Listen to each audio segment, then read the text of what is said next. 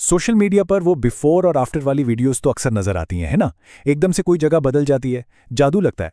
लेकिन इसके पीछे का राज क्या है? चलें आज इसी राज से पर्दा उठाते हैं और समझते हैं वो एआई वर्कफ्लो जिससे ऐसी जबरदस्त वायरल वीडियोस बनाई जा सकती हैं।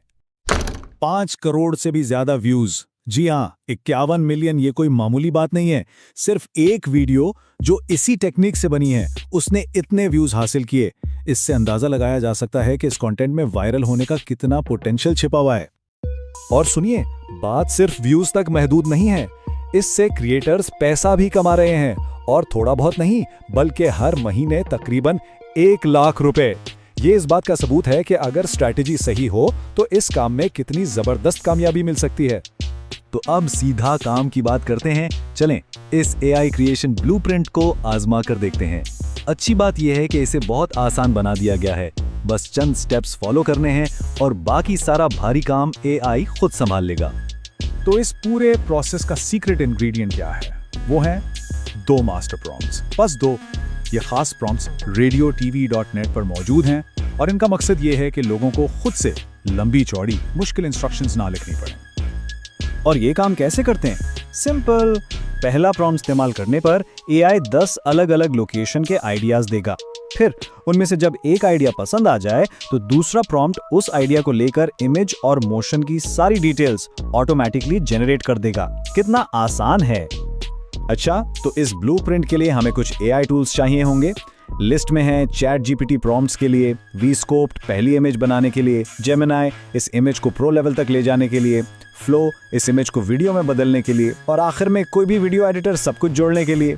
सबसे अच्छी बात, इनमें से ज्यादातर टूल्स बिल्कुल फ्री और आसानी से मिल जाते हैं। तो चलिए अब प्रैक्टिकल काम शुरू करते हैं।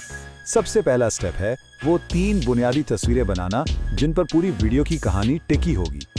ये कहानी 3 हिस्सों में बताई जाती है, 3 तस्वीरों के जरिए। पहली तस्वीर बिफोर, यानी शुरुआत में एक गंदी आलूदा जगह।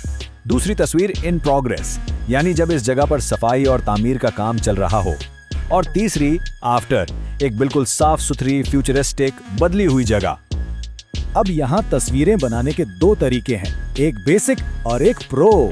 बेसिक तरीका जो वीस्कोप से होता है, ठीक ठाक रिजल्ट दे देता है, लेकिन जो प्रो तरीका है जेमिनाई इस्तेमाल करके, वो बिल्कुल नेक्स्ट लेवल है। क्यों? क्योंकि वो हर तस्वीर में छोटी छोटी डिटेल्स जैसे काम करने वाले मजदूर और कंस्ट्रक्शन का सामान, ये सब भी शामिल कर देता है, जिससे तस्वीर एकदम रियल लगती है। ओके, तो तस्वीरें तो बन गईं। अब वक्त है असल जादू का। अब हम देखेंगे कि इन आम सी रुकी हुई तस्वीरों में जान कैसे डाली जाए, उन्हें हरकत कैसे दी जाए। और इस जादू के लिए जो टूल हम इस्तेमाल करेंगे उसका नाम है फ्लो। यही वो टूल है जो हमारी इमेजेस के बीच में इतने स्मूथ वीडियो ट्रांजिशंस बनाएगा कि पता ही नहीं चलेगा कि तस्वीर कब वीडियो बन गई। फ्लो के अंदर प्रोसेस बहुत सीधा सा है। हम 3 वीडियो क्लिप्स बनाएंगे। पहले स्टेप में हम इमेज 1 से इमेज 2 में एनिमेट करेंगे, पहला मोशन प्रॉम्प्ट यूज करके। फिर दूसरे स्टेप में इमेज 2 से इमेज 3 में जाएंगे, दूसरा मोशन प्रॉम्प्ट यूज करके। और आखिर में तीसरा क्लिप सिर्फ इमेज 3 को एनिमेट करेगा, एक सिनेमैटिक शॉट के लिए। हर स्टेप के लिए चैट जीपीटी से एक अलग प्रॉम्प्ट इस्तेमाल होगा। लीजिए, हम आखिरी स्टेज पर आ गए हैं। अब इन सब टुकड़ों को जोड़कर फाइनल वीडियो बनानी है। और यकीन करें, यह हिस्सा सबसे आसान है क्योंकि सारी मेहनत तो पहले ही एआई कर चुका है। हमारा पहला क्लिप दिखाता है ट्रांसफॉर्मेशन की शुरुआत। उसमें वो गंदी आलूदा जगह इन प्रोग्रेस वाली स्टेज में बदलती है, जहां सफाई का काम शुरू हो चुका है। दूसरा क्लिप, ये है असली मैजिक। यहां इन प्रोग्रेस वाला मंजर मुकम्मल तौर पर एक फ्यूचरिस्टिक साफ सुथरी जगह में तब्दील हो जाता है। ये है वो वाओ मोमेंट। और फिर आता है क्लिप नंबर 3, जिसे हम सिनेमैटिक रिवील कह सकते हैं।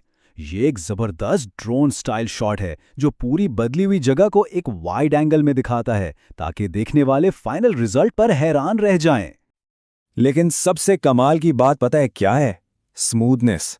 फ्लो के ट्रांजिशंस इतने परफेक्ट होते हैं कि इन क्लिप्स को जोड़ने के लिए किसी कट या एडिटिंग की जरूरत ही नहीं पड़ती। बस उन्हें एक के बाद एक रख दें और वीडियो तैयार। तो अब जब पूरा प्रोसेस समझ आ गया है तो इसको सम अप करते हैं और देखते हैं कि इस सब के पीछे असल पैगाम यानी सक्सेस की क्या है। एक बात जो जहन में रखनी है वो ये है कि भले ये प्रोसेस थोड़ा टेक्निकल लगे, लेकिन इसका सबसे मुश्किल हिस्सा यानी इफेक्टिव प्रॉम्प्ट्स लिखना, वो काम पहले ही सबके लिए कर दिया गया है। तो फिर सवाल ये उठता है कि कामयाबी की आखिरी शर्त क्या है। अगर सारे टूल्स और प्रॉम्प्ट सबके पास हैं, तो फिर असल में सक्सेस किस चीज से मिलेगी? और जवाब बहुत सिंपल लेकिन बहुत गहरा है।